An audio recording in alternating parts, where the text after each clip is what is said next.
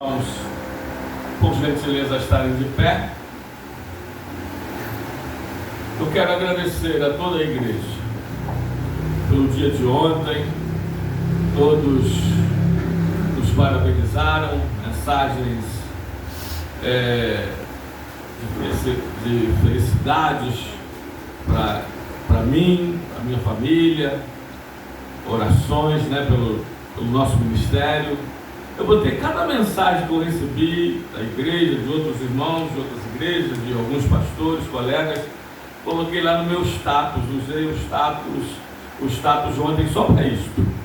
Eu sou muito grato a todos vocês, que têm me presenteado com a presença de vocês. Aliás, eu recebi alguns presentes também, literalmente falando. Quero agradecer a todos, minha família, minha esposa, meu filho, minha filha, diaconisa Sônia, irmã Lenise, os irmãos que nos presentearam. Muito obrigado mesmo. Que Deus os abençoe, que Deus nos retribua, em nome do Senhor Jesus. Bom, dito isto, quero convidá-los a ler, por gentileza, livro de 2 de Reis, capítulo de número 4. Agora vamos ver somente o versículo 10, porque o tempo já não nos espera. Façamos-lhes, pois, em cima um pequeno quarto, obra de pedreiro, e ponhamos-lhe nele uma cama, uma mesa, uma cadeira e um candeeiro. Quando ele vier, nossa casa retirar-se-á para ali. Eu acho que é bom deixar um segundo microfone já preparado. Senhor, muito obrigado por esse momento. Fale conosco, ministre sobre nós através da ministração, da pregação da Tua Palavra. Que a Tua Palavra nos pegue, que a Tua Palavra nos acerte em tudo, que a Tua Palavra nos molde, que a Tua Palavra nos limpe, que a Tua Palavra nos lave, que a Tua Palavra nos alimente, que a Tua Palavra nos fortaleça, que a Tua Palavra nos capacite, que a Tua Palavra nos arme para esta guerra espiritual. É o que nós pedimos em nome de Jesus, que a Tua Palavra vá e faça aquilo que Ele apraz, e que o Senhor a prepare para tudo aquilo pela qual ela foi designada, em nome de Jesus. Amém e amém. Louvado seja o nome do Senhor. Pode tomar assento, igreja, por gentileza. Obrigado. Louvado seja Deus. Queridos, bom, como eu disse, esperei até 8h20, ver se chegava alguém, algum pastor, um obreiro de fora para estar ministrando, mas ainda não conseguiram chegar, os que estão por vir. Então nós vamos ministrar sobre a palavra que eu falei para os irmãos, que prego desde que eu era jovem, desde que eu era solteiro, É uma palavra conhecida, como eu disse, muito fácil. É uma palavra textual. Você pega algumas palavras deste texto, versículo 10 do capítulo 4 de 2 de Reis, e a gente fala sobre Eliseu, seu quarto e os seus móveis, e pega cada um deles e a gente trata na simbologia, o que cada um simboliza. Na edição revista, na versão revista corrigida, ainda fala sobre o muro, Eu estou usando a atualizada, que fala de um pequeno quarto, e nele foi posto uma cama, uma mesa, uma cadeira e um candeeiro. É sobre isso que eu gostaria de compartilhar com vocês nesta noite, sobre Eliseu, o seu quarto e seus móveis. Claro, isso aqui, fundo histórico é muito conhecido.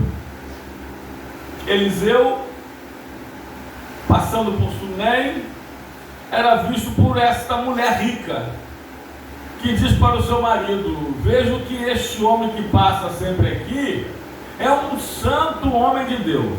Bom, vou repetir.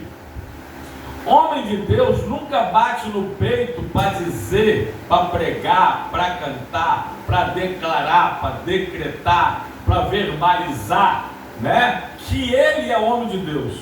São os outros que vêm e que falam. Está vendo? Aquele homem é um grande homem de Deus, porque o seu testemunho demonstra isso. Está vendo aquela mulher? É uma grande mulher de Deus, porque o seu testemunho pessoal e comportamental demonstra isso.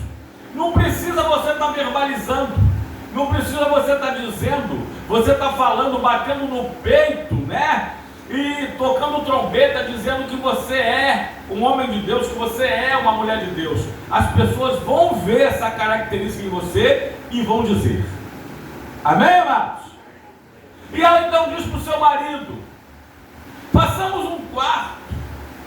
Na versão corrigida diz acima ou junto ao muro, né?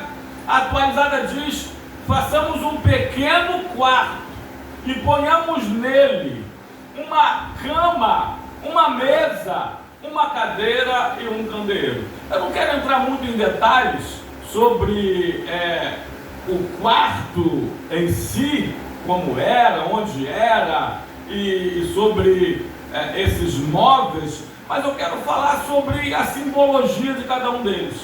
Sim. Em primeiro lugar, eu gostaria de destacar aqui, olha, façamos em cima, eu vou juntar as duas versões, junto ao muro, um pequeno quarto. Eu comecei assim, olha, um pequeno quarto. Porque as coisas dos homens e mulheres de Deus, amados, são pequenos. Aliás, tudo que começa grande é o que é monstro. Mas infelizmente, eu falo isso com pesar, porque está nítido e notório, espalhado, viralizado nas redes sociais, duas grandes igrejas. E eu dei uma palavra há pouco tempo, né? Pois nos perguntaram, por sinal gravei um áudio, né? Que algumas igrejas, elas começaram tão grande ou cresceram tão abruptamente, e tudo que nasce grande é monstro, que elas não tiveram estrutura, não tiveram base, não tiveram preparo, cresceram rápido demais, de forma assustadora. E eu louvo ao Senhor por nossa igreja mãe, as Assembleias de Deus do Brasil, que é a maior igreja do Brasil e do mundo, mas é uma igreja que vem crescendo, tá? Há mais de 100 anos, há mais de um século. Ela cresceu gradativamente, é verdade, década de 60, 70, 80, cresceu muito, mas ela cresceu sendo estruturada, com base. E essas duas grandes igrejas aí, neopentecostais, que estão graves, orem para que não, ao ponto até de fechar, cresceram abruptamente, sem muita estrutura, sem muito preparo. E detalhe aqui para nós, para mostrar por que também de toda essa guerra, porque a briga é por isso aqui, olha, tem bilhões envolvidos em patrimônio, né? E tudo no nome de pastores, de sobrenome de família. Grave isso aqui, amados. Igreja não é de pastor, pastor é da igreja, mas a igreja não é do pastor. Olha, Nathan, bota aí, não estava programado isso não, tá? Bota aí, Mateus 16, 18. Aliás, não estava programado nem eu pregar. Bom, Jesus fala assim, olha, Mateus 16, 18, parte B: edificarei o quê? A minha igreja, a igreja do Senhor. A igreja não é de homem, ou não deveria ser. Muitas são, essas são. Por isso a briga é pelo dinheiro, não é pelas almas, não é pelo reino, não, é por patrimônios, é por cifras. A igreja do Senhor, grave isso aqui, nós compramos essa igreja, ela será, aliás, esse templo, ele será nossa, essa propriedade, depois que pagarmos a última prestação, não é assim? recebemos a Escritura, grave isso aqui, registro de imóvel, igreja da igreja, CNPJ, ou templo da igreja, e impossibilidade de vendas. Amém? Os advogados vão nos ajudar nesse contrato oficial, e servirá apenas para a igreja, para nenhum outro fim, independente do pastor. E se eu morrer, não é minha esposa que é a dona da igreja não, porque nem eu sou. Amém? E se eu morrer, os sucessores da igreja não são meus filhos, nem meu genro não, nem a minha neta que ainda é de nascer. Não, é o pastor Marinho que assume, é o vice-presidente. Na ausência dele, na falha dele, é o evangelista Marinho, o evangelista Orlando, o segundo vice-presidente. E acabou. Aqui é tudo no nome da igreja. Aqui é a igreja. Não é minha igreja, a igreja é do Senhor. Vocês têm visto, inclusive no bairro, pastores vendendo igreja e comprando sítio, e comprando fazenda. Por quê? Porque a igreja era dele, estava tudo no nome dele, o terreno no nome dele, tudo, água, luz, e por isso ele pode vender. E aqui não poderá vender, grave, está gravado. Pega esse vídeo e tenta arquivá-lo. Tá bom? Porque ele é público e notório. Mas isso já está em ata, né? Isso já é estatutário, já está no nosso estatuto. Mas é para verbalizar isso aqui publicamente. Igreja do Senhor Jesus. Não é de pastor, não é de família, não é de dizimista alto, não é de sobrenome algum qualquer que seja. Vocês sabem do que eu estou falando. Amém? E outra coisa, pastor não tem nem ovelha, pastor tem a pasto. Por isso, pastor tem a pasto para dar, é alimento para dar. O que estamos fazendo? Pastor, as ovelhas não são. Não, as ovelhas não são do pastor, não. Pastor não tem ovelha que tem pastor. Então bota aí. Aqui a gente fala e prova, né? Dá um endereço. E está ali também registrado. Agora bota aí. Livro de João, capítulo 21, versículo 15 a 17. 15 a 17. Poderia sair só um verso, vamos ler os três. Depois de terem comido, perguntou Jesus a Simão Pedro: Simão, filho de João, amas mais do que esses outros? Ele respondeu: sim, Senhor, tu sabes que eu te amo. E ele lhe disse: apacenta as minhas. Eita, eu gosto da versão que fala assim, mas também cordeiros, né? Aí depois do 16, Natan, vamos até o 17. Tomou perguntar pela segunda vez: Simão, filho de João, tu me amas? Ele respondeu: sim, Senhor, tu sabes que eu te amo. Disse-lhe Jesus: pastoreia as minhas ovelhas. Jesus está dizendo: olha, você vai pastorear, mas as ovelhas são minhas. É que nem Davi pastoreava as ovelhas do Pai. Você vai pastorear, você é pastor, está sendo consagrado, ordenado agora, pastor, por Jesus, mas as ovelhas são minhas. Eita, tem outros tantos textos, Atos 28, dentro outros que não cabem aqui, porque tem pastor também que acha, aliás, tem pastor que vendeu o templo com ovelha e tudo, vendeu a aprisco com ovelha dentro, como se as ovelhas fossem deles. Agora, aquelas que ficavam e foram vendidas, não são ovelhas, ou são burros, me perdoe, ou cabritos, ou bode, menos ovelha, porque ovelha pode ser mansa e branda e ouvinte mas é inteligente. Amém, amados? Ovelha é inteligente. Bom, vamos lá, me perdoe aí, ai Jesus, a vida dos pastores, grava isso aqui, olha, Deus é que deu pastores para a igreja, bota aí, Natália, livro de Efésios 4:11, Deus é que deu pastores para a igreja, não deu igreja para pastores.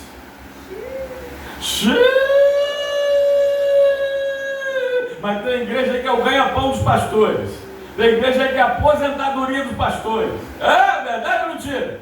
Então, olha, ele mesmo deu uns para apóstolos, outros para profetas, outros para evangelistas, outros para pastores e mestres. Pastores são presentes de Deus para a igreja, em nome do Senhor Jesus. Então, o pastor não tem nem igreja, nem ovelha. Isso, biblicamente falando, isso palavra de Deus. temos alguns textos aqui, já falei, temos até mais. Bom, vamos lá. Então, em primeiro lugar, um pequeno quarto. Então, bota aí Jó 7, 8. Depois, Zacarias 4:10. Diz assim: os olhos do Senhor... Eu falei 7, 8, né? Me perdoe ao contrário, 8, 7. Teu primeiro estado, na verdade, terá sido pequeno, mas o teu último crescerá sobremaneira.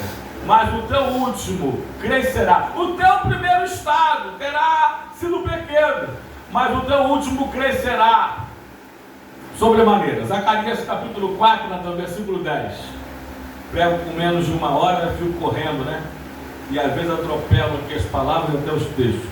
Bom, diz assim a palavra do Senhor: pois quem despreza o dia dos humildes começos. Bota na outra versão, Natan, que vai dizer pequenos. Ah lá. Porque quem despreza o dia das coisas pequenas, pois se alegrará vendo o prumo na mão de Zorobabel. São os 7 olhos do Senhor que percorrem por toda a terra. Então, a primeira coisa que nós destacamos ali: pequeno quarto. Pequeno. Fala de humildade.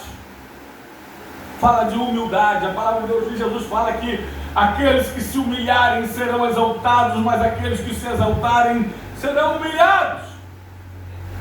Mas também diz a palavra do Senhor em Tiago que Deus resiste aos soberbos, porém Ele dá graça aos humildes. Pequeno. O quarto era pequeno, né? Tem pessoas que se denominam aí, olha, grandes homens de Deus. Eu nunca esqueci a entrevista de um repórter das Boas Novas TV, que entrevistando o pastor chamado Príncipe dos Pregadores do Brasil, Padre Omar, pastor Gesiel Nunes Gomes, né? O apresentou como pastor, conferencista, pregador, escritor de dezenas de livros, pregou em mais de 40 países do mundo, e foi falando o currículo do pastor Gesiel Nunes Gomes, até que o repórter perguntou assim: que mais resta-me para falar do senhor pastor? O pastor respondeu assim para ele: faltou o principal de todos esses títulos que você deu aí. Faltou o principal.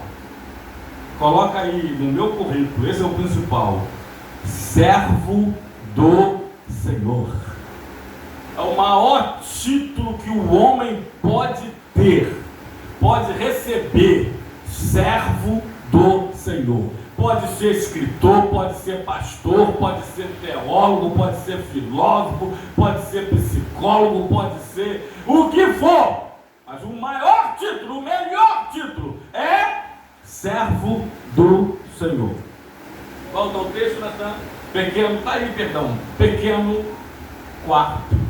Então, segundo lugar, quarto. Quarto fala de intimidade. E Deus, assim como chama Eliseu para intimidade com Ele, Deus nos chama cada um de nós para essa intimidade. Hoje, eu não sei se é porque é o aniversário do pastor presidente, gente, mas a palavra está bem pastoral. Eu vou falar outra coisa que é para os pastores, mas serve para todos nós, né? Porque eu já falei aqui que as ovelhas não são do pastor, o pastor não tem ovelha. Eu já falei aqui que o pastor não tem igreja. É o contrário: ovelha que tem pastor, e pastor é presente de Deus para a igreja. Bom, agora eu vou falar o seguinte: muitos pastores obreiros se preocupam com o ministério. Às vezes, grave isso aqui, pastor Marinho, aqui, sabe disso tanto quanto eu ou mais, quiçá mais. Muitos pastores se dedicam tanto ao ministério que esquecem a sua família. Tem mulheres que estão se sentindo, mulheres de pastores, que já é para raio. Grave isso aqui. Eu não estou falando de pastora não. Para mim, mulher de pastora vai ser um cargo, um título. Mulher de pastor, não é nem ser pastora. é para-raio. Vou repetir. Tem mulheres de pastores se sentindo traídas pela noiva, pela igreja de Cristo. Porque pastores às vezes se dedicam mais ao seu ministério do que à sua família. E em prol do seu ministério, às vezes perdem até a sua família.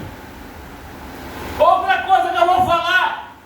Posso falar, irmãos? Amém. Muito bem. Uma coisa é ministério, outra coisa é sacerdócio.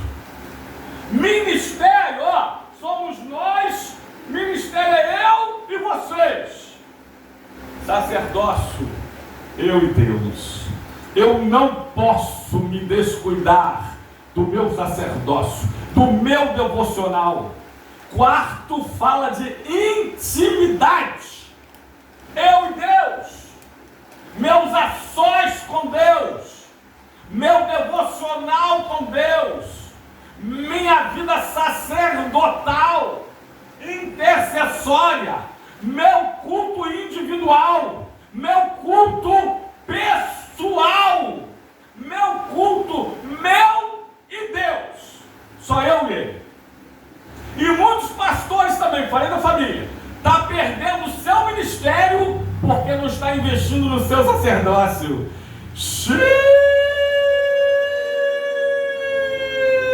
Deu para pegar? Deu para pegar? Porque uma coisa é a obra de Deus, outra coisa é o Deus da obra. Tem obreiros que podem se dedicar à obra de Deus, sem se dedicar ao Deus da obra. Eita! Você pode, mas é impossível se dedicar ao Deus da obra sem se dedicar à obra de Deus. Eita, eu vou repetir. Eu não sei se ficou difícil, se vocês pegaram, mas eu vou repetir. Você pode se dedicar à obra de Deus sem se dedicar ao Deus da obra. Mas é impossível se dedicar ao Deus da obra sem se dedicar à obra de Deus. Eita. O Deus da obra é o sacerdócio. A obra de Deus é o ministério. Eita! Amém? Vocês conhecem a história daquele pregador famoso, agenda concorrida, a agenda de 2025 já está tapada. Está cheia, está fazendo, os secretários, as secretárias dele, está fazendo a agenda já de 2026. Aí ele prega numa igreja, sai de uma, prega na outra, só lê. Outra coisa é quando, hoje por exemplo, eu estava lendo esse texto, eu estava lendo para vocês, eu estava lendo para pregar. Uma coisa é quando eu leio a Bíblia para pregar, para a igreja. Eu estou lendo para vocês. Outra coisa é quando eu leio a Bíblia para o meu devocional. Sem interesse de preparar um sermão, um esboço de sermão. Até pode surgir, mas é Deus. Mas eu estou lendo, aí é um Deus. É meu devocional. Aí o pastor, que tem alguns outros que eu conheço, só lia a Bíblia quando preparava uma mensagem, um esboço de pregação, de sermão. E assim é esse pastor. Aí entre uma pregação e outra, entre uma agenda e outra, entre uma igreja e outra, entre uma cidade e outra, o melhor meio de comunicação, de locomoção, era um trem. E ele pegou esse trem para descer em uma determinada estação, que é onde ele ia chegar, cerca de 8 horas na igreja. O culto começa às 19 horas, ele ia chegar a partir das 20 para começar a pregar, chegar pregando. Só que sabe o que aconteceu? O trem guiçou. Trem guiça, irmãos. Rio de Janeiro que o diga, né? O trem guiçou. Aí ele começou a fazer, sabe o quê? Desesperado, olhando para o relógio, e ali com a palavra, observando o texto que ia pregar, e o trem parou e nada de voltar a andar, e ele começou a orar, Senhor, meu Deus, faça alguma coisa que esse trem possa voltar, ou que passe outro, que pegue os passageiros, ou não sei, que venha os mecânicos, né? E orando, desesperadamente, minha agenda, não tem horário, Senhor, já chega em cima da pregação. Aí o Senhor falou assim para ele: meu filho, calma, eu parei o trem, eu tive que parar o trem para você falar comigo.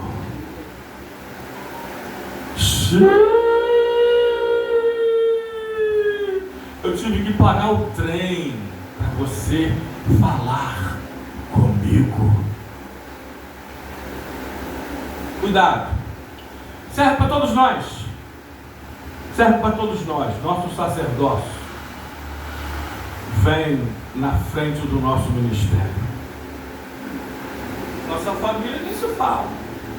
Há pouco tempo eu tive que falar para uma irmã, seu ministério pode ser universal. A irmã é obreira e pode ser em qualquer denominação, mas a sua família é mais importante que a sua igreja, e o seu casamento é mais importante que o seu ministério. E eu falo, vocês sabem que eu falo, quem me conhece há décadas, há mais de 30 anos, como o pastor Marinho, como o evangelista Orlando, mais de 35 anos de casamento, como minha esposa diaconisa Tânia, meus filhos que testemunharam aí de nós, Nayara com 31, Natan com 21, sabe, eu falo, e falo pessoalmente, com todo amor e carinho, mas eu falo, porque amigo te exorta, amigo te desperta, amigo te alerta, e não é profeta aquele que só anuncia e não denuncia. Profeta anuncia, mas denuncia também. Quarto, fala de intimidade. Natan, me dê um texto aqui à mente agora, Mateus 6,6. Mateus 6,6. Tu quando orares, entre em teu quarto, e fechada a porta sobre ti, orarás a teu pai em secreto, e teu pai que vem em secreto te recompensará. Amém? Portanto, o quarto fala de intimidade. Alguns aqui, Natan, bota aí, Adão e Eva, Gênesis 3:8, rapidamente. Quando ouviram a voz do Senhor Deus, que andava no jardim pela viração do dia, esconderam-se da presença do Senhor, o homem e sua mulher, por entre as árvores do jardim. Eles tinham comunhão com Deus, grave isso aqui, antes da queda, todos os dias, pela viração do dia, o Senhor ia até o jardim, comungar com eles. Enoque, então, Gênesis 5:24, Enoque andava com Deus, e já não era, porque Deus o tomou para si. Ele tinha tanta intimidade, tanta comunhão com Deus, que Deus o tomara para si, o transladara, o levou para o céu, sem que ele passasse pela morte. Abraão, Natan. Eu gosto desse aqui, olha. São 3 textos, porque Abraão foi chamado amigo de Deus 3 vezes, 2 no Antigo e 1 no Novo Testamento. Conta aí, Natan. 2 de Crônicas 7:20, Isaías 41:8 e Tiago 2:23. Disse, eu ouvi dele, o pastor Gesiel Nunes Gomes, que Abraão foi chamado amigo de Deus 3 vezes, porque ele foi, e ele era, e ele é amigo do Pai, amigo do Filho e amigo do Espírito Santo. Vamos lá? Primeiro texto. Então vos arrancarei da minha terra que vos dei, e esta casa que santifiquei ao meu nome, lançarei. Natan, 2 de Crônicas 20, versos 7. Com certeza, não foi 7, versos 20. Desta feita você colocou o contrário.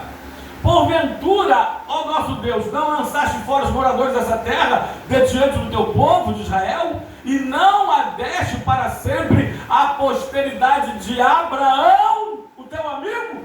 Agora vamos lá, ó, Isaías 41:8 diz assim: mas tu, ó Israel, servo meu, tu Jacó, quem elegi, descendente de Abraão, o meu amigo. Agora, Tiago, capítulo 2, versículo 23. Se cumpriu a escritura a qual diz, ora, Abraão creu em Deus. Isso está em Gênesis 15, verso 6. E Abraão creu em Deus, isso lhe foi creditado para a justiça, e foi chamado o quê? Amigo de Deus. Abraão tinha tanta intimidade com o Senhor, que ele foi chamado amigo de Deus, amigo do Pai, amigo do Filho, amigo do Espírito Santo.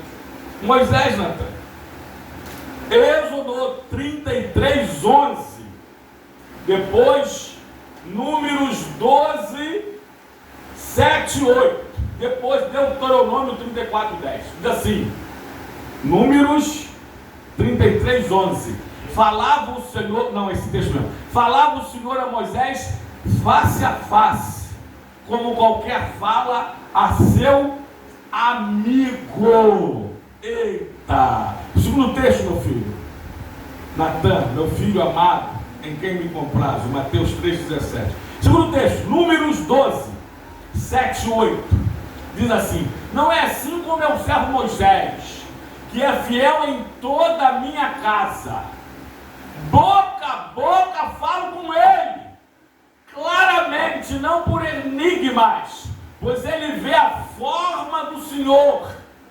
Como, pois, não temeste falar contra o meu servo, contra Moisés.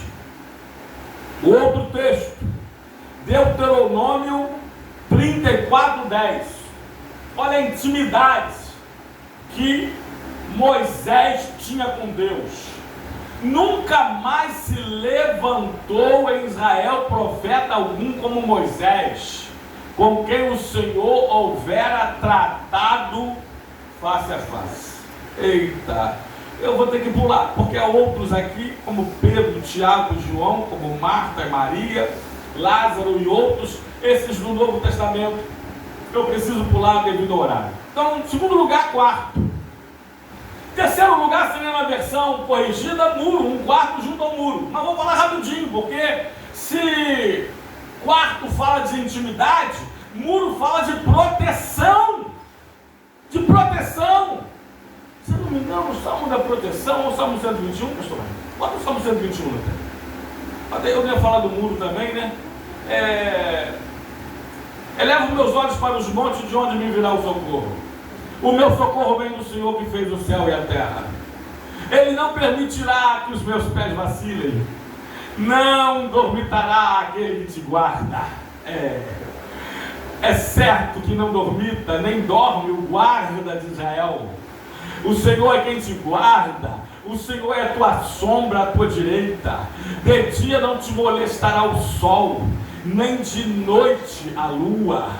O Senhor te guardará de todo mal, guardará a tua alma. Eita! O Senhor guardará a tua saída e a tua entrada, desde agora e para sempre. Esse texto diz, esse salmo diz, que o Senhor nos guarda materialmente, o Senhor nos guarda fisicamente, o Senhor nos guarda emocionalmente, o Senhor nos guarda internamente, o Senhor nos guarda constantemente, o Senhor nos guarda e nos guardará eternamente. Vamos para a próxima, Natan. Alguns móveis. Primeiro, uma cama, lá no texto original. Faça-lhe, pois, em cima um pequeno quarto junto ao muro, obra de pedreiro. Ponhamos-lhes nele uma cama. E cama fala de descanso. Vamos aqui para nós, né? Eu botei um vídeo já desse nos grupos aí. Vocês sabem que eu gosto muito de animais, né? Você foi para nada, ó. Quando você casar, antes de casar, quando você namorar, porque o cristão namora para casar, não é? Namora para casar, né? Noivar e casar. Você seleciona um varão, minha filha, sabe escolher. Eu falei muitas coisas para minha filha. Antes de dar um presente para ela, um livro que eu li a noite todinha, no outro dia eu dei para ela. O título do livro é esse, pode comprar. Quando o divórcio começa no namoro. Porque você sabia que o divórcio começa no namoro? No namoro há sinais do divórcio. Eita! Aí eu falei algumas coisas para minha filha e falo para o meu filho hoje. Grave isso aqui. Cuidado com uma pessoa que é muito boa em desculpa, tá errado? Porque uma pessoa que é muito boa em desculpa não é boa em mais nada. Quem é muito bom em desculpa, não é bom em mais nada.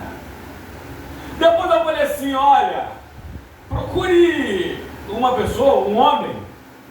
Aliás, essa é a questão que hoje eu já falei um pouco diferente. Tem que ser homem. Homem mesmo. Homem com H.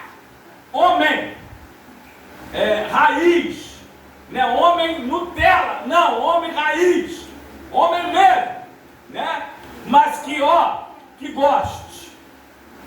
goste de crianças, que goste de idosos, que goste de animais, que goste de música, que gosta de louvores. Eita! Cabe aí. Ouviu? Se Tânia morrer, porque eu casei até que a morte nos separe, de preferência dela, eu vou casar de novo. Depois de um ano, foi promessa. E tem pastores aí. Qual o recordista? Sem falar nome. O recordista de Campo Novo casou com 1 mês após a mulher morta. Não estava nem apodrecida ainda. Estava se mexendo debaixo da terra. Ele casou, né? 1 mês. Aqui em Campo Novo. É conhecido, né? Mas enfim. Nós fizemos uma promessa depois de 1 ano. Mas depois de tomara que não caia no ano bissexto. Depois do ano certinho, né? Essa pessoa tem que ter todas essas características. Aliás, irmãos, serve para todas as relações humanas. Para amigos, para amigas. Grave isso aqui. Serve para todas as relações humanas. O homem precisa ser homem, grave aqui, e precisa ser homem de Deus. A mulher precisa ser mulher, e mulher de Deus. Eu sempre falo assim, olha, quase sempre, né? Senhor, que saiamos desse culto aqui, após o término dele, e todo mundo vai sair da igreja. Está em João 7,53, né? E todos foram para sua casa. Mas que a gente saia desse culto mais cristão, mas também mais cidadão. Mais homem de Deus, mas também mais homem de palavra. Amém? Mais mulher de Deus, mas também mais mulher de caráter. É desta forma. Bom, precisamos correr. Cama fala de descanso. Bota aí na Salmo 23, 1 e 2. O Senhor meu pastor e nada me faltará. Verso 2. Ele me faz repousar em pastos verdejantes e leva-me para junto de águas de descanso. Comecei a falar, não terminei, né? Correria. Perguntaram como foi o meu dia. Aí um gatinho vem assim e se joga nos pés do dono. Cansaço. Mas um cansaço físico, uma boa noite de sono e uma boa cama, você resolve. Agora, o pior é o cansaço espiritual e o cansaço emocional. Esse foi Jesus, Natan. Livro de Mateus, capítulo 11, versículo 28. É o 28 especificamente. Vinde a mim todos que estão cansados e sobrecarregados, e eu vos aliviarei. Salmo 37, 7, Natan. Depois Salmo 91, 1 e 2. Vou tentar correr. Salmo 37, 7.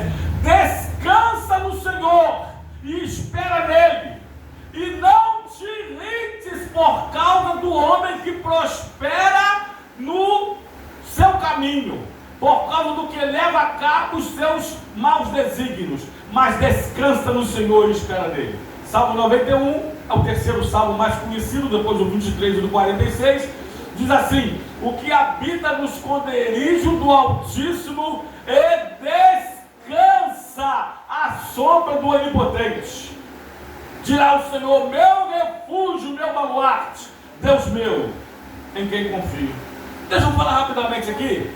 Josué no Antigo Testamento não deu descanso total e literal ao povo de Israel.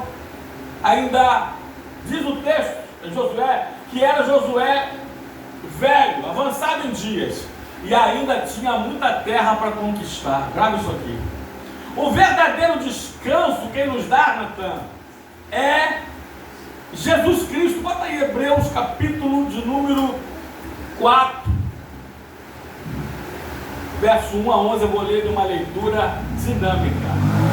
Temamos, portanto, que sendo nos deixada a promessa de entrar no descanso de Deus, eita, suceda parecer que algum de vós tenha falhado, porque também a nós foram anunciadas boas novas, como se deu com eles, os israelitas no tempo de Josué, mas a palavra que ouviram não lhes aproveitou, visto não ter sido acompanhada pela fé naqueles que a ouviram. Nós, porém, que cremos, entramos no descanso, conforme Deus tem dito: assim jurei na minha ira, não entrarão no meu descanso, embora certamente as obras estivessem concluídas desde a fundação do mundo. Porque em certo lugar, assim disse no tocante ao sétimo dia: e descansou Deus no sétimo dia de todas as obras que fizera. E novamente no mesmo lugar, não entrarão no meu descanso. Visto, portanto, resta entrarem alguns neles, e que por causa da desobediência não entraram aqueles aos quais anteriormente foram anunciadas boas novas. De novo determina certo dia, hoje, falando por Davi, muito tempo depois, segundo antes fora declarado: hoje, se ouvires a voz de Deus, não endureças o vosso coração. Ora, se Josué lhes houvesse dado descanso, não falaria posteriormente a respeito de outro dia, de um outro descanso. Portanto, resta um descanso para o povo de Deus. Só até aí, né? Não dá para continuar. Só até aí. Irmãos, existe cansaço espiritual, existe cansaço emocional e existe cansaço físico material. Josué não conseguiu dar descanso ao povo. O verdadeiro descanso é Deus que nos dá. É Deus quem nos dá. Mas só para pontuar aqui, resumir, não vamos detalhar. A mesa fala de comunhão e de alimento. Mesa é lugar de comunhão. Irmão, igreja, em nome de Jesus, aprenda a tomar suas refeições na mesa com a sua família. De preferência com a televisão desligada e a internet, ou a televisão, a televisão e a internet. É momento de comunhão, de oração, de alimentação. Isso simbolicamente fala de comunhão nossa com Deus, nossa comunhão com os irmãos, e tantos textos, né? O tempo não nos permitirá. E de nossa alimentação, sermos alimentados como agora estamos sendo alimentados espiritualmente falando pela palavra. Quinto, sexto lugar, na verdade. Sexto lugar, cadeira. Cadeira fala de ensino, fala de sentar. Que muita gente, antes de levantar para falar, precisa sentar para ouvir. Antes de levantar para ensinar, pastor Marinho, precisam sentar para aprender. E muitos pastores também. Eita! Cadeira escolar, cadeira universitária, cadeira fala de ensino, de educação, de aprendizagem, e tem tantos textos, Natan, Oséias 4:6, Oséias 6:3, 2 de Pedro 3:18, dentre outros. Vai passando rapidinho, a igreja vai lendo, mas a gente precisa correr. Mas cadeira, esse eu preciso ler. Cadeira também fala de honra, de honra. 1 de Samuel 2:8, esse eu leio. Levanta o pobre do pó, e desde o monturo exalta o necessitado, para o fazer assentar entre os príncipes, para fazer herdar o trono de glória, porque do Senhor são as colunas da terra, e assentou sobre eles o mundo. E o último lugar, sétimo lugar, o candeeiro, que fala de luz e testemunho, Natan. Pode botar aí Mateus 5, do 14 ao 16, e fala de luz. E Dá a entender? Dá a entender não. Os especialistas, os eruditos, os estudiosos das Escrituras, grandes comentaristas, maiores teólogos renomados, dizem que os profetas, eles precisavam, né, desses móveis, e principalmente um candeeiro, para iluminar a leitura dos livros de Moisés, que eles liam para se preparar. O Pentateuco, a Torá, os 5 livros escritos por Moisés. Então, recapitulando, bota lá o texto, por gentileza, meu filho. Aliás, esse último João 8,12 diz: eu sou a luz do mundo, aquele que me segue não andará em trevas. Mas o texto diz: um pequeno quarto junto ao muro, e dentro dele uma cama, uma mesa, uma cadeira e um candeeiro. Pequeno, humildade; quarto, intimidade; cama, descanso, descansa no Senhor; mesa, comunhão; ao pulei muro, proteção; cadeira, ensino; primeiro ensino, depois honra; eita, e candeeiro, luz e testemunho. Que Deus nos abençoe com essa palavra, que essa palavra possa ter mexido conosco, com cada um de nós, que possa ter nos acertado em todos os sentidos. Em nome de Jesus Cristo, amém e amém. Você pode